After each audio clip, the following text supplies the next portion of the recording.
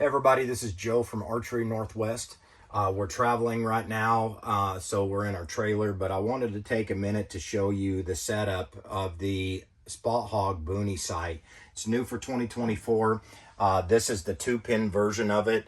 It's an awesome update on everything they've done great to begin with. So let's go over it as we set it up on this Mathews Lift 29.5.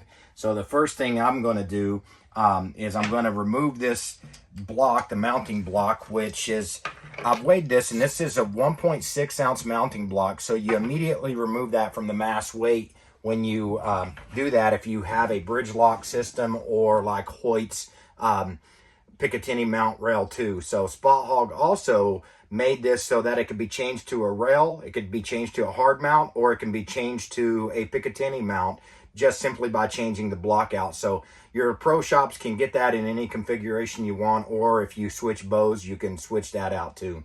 So we're going to slide it in the bridge lock system. I'm going to run it at full extension, but it needs to have contact with the back and the front rail in that dovetail position. So what I'm going to do is I'm going to find that position that I want, and I can see the little brass set screw running down into that. I'm going to make sure it's hitting one of the divots or the alignment divots there. It's what I call it for the sight rail, and tighten it down.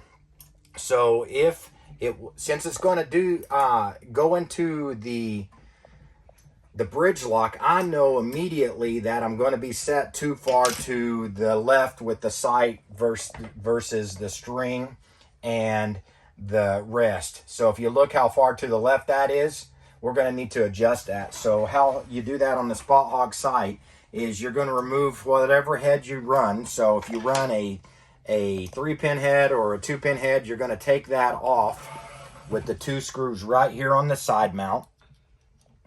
Break those screws free. You're going to unscrew that and set the screws in the sight head off to the side. You do not want to mess with your 3rd axis block, which are these 2 screws. That's going to pivot the head in or out, and that's going to cause the 3rd axis to adjust. So if you know you're good on that, you want to leave it alone. Next thing you're going to do is underneath, Spot Hogg has a 2-pin system with the 1 screw, so it's a 3-point contact there. You're going to break that screw free, and if you notice, this block, the mounting block for the sight head, is off. It's machined off center. So after you remove that, you're going to simply take it off, flip it, and you're going to put it back on and put the screw back in, and that'll offset it to the right more so I don't have to take that out of my micro adjustment. Now, prior to me setting this up, I kind of set the micro adjustment for the windage into the middle of it, so I have plenty of right and left adjustment on the micro head. And if you see, there's screws on this side, and there's about equal amount of screws on the other side. Now, when I mount that onto the bow and I put the head back on, I'm going to be a lot closer before I take my first shot. Now, you don't want to take that at long distance. You want to take it up close and go from there.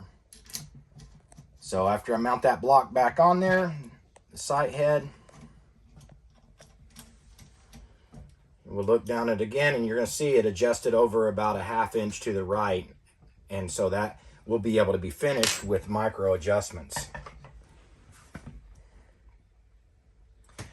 So after you do that, you want to make sure that you run and set your sight tape, your sight end tape, your calibration tape with the sight head towards the top.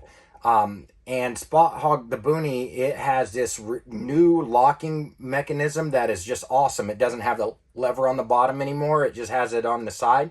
And then you can dial it up or down. But when you take your first shot, you want that pin to be pretty high up into there. I don't bottom it out so that it has no movement, but I do want it to be fairly close like this. And the reason all these holes are in the front top and the bottom is so you can kind of sight that in and adjust that for the initial setup so that you're at the top 1/3 of your sight, or I guess you would say the bottom 1/3 of your rail. So you want that rail ran all the way up, so about 2/3 of it is sticking out before you take your first shot. So if you shoot and you're really low, you can adjust this down so that the rail starts higher. If you are to, you can do the opposite if you need to also. So keep in mind, if you have to move this, you're affecting the first axis. So there is a adjustment on your second axis right here. There's 2 set screws on either side of this rail, and you have to loosen those before you adjust this, and this causes your second axis to move.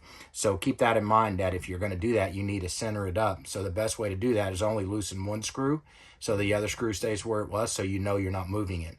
And then you would go out, put your calibration tape on there, and you'd sight it in. So it has, on the Spot Hogg, it has 3 calibration tapes. You'll be able to use that.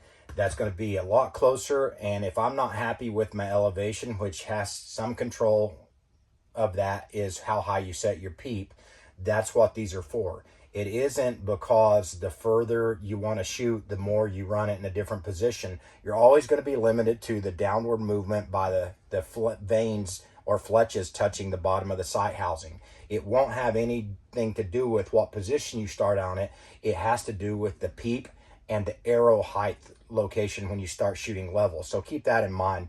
A lot of people think that if they're not shooting far enough, they'll just move the sight head down. But if you're contacting the sight housing with your fletches, that's the limit to begin with. You would only be able to adjust that by either re-leveling the sight rest out, or by raising the peep a little bit, or going to a lighter arrow, things like that. So that's the initial setup on this. It is a bomb-proof sight, still Spot Hogg quality. And if you want to know more, give us a call at Archery World, and look us up online at archeryworld.net. Thanks.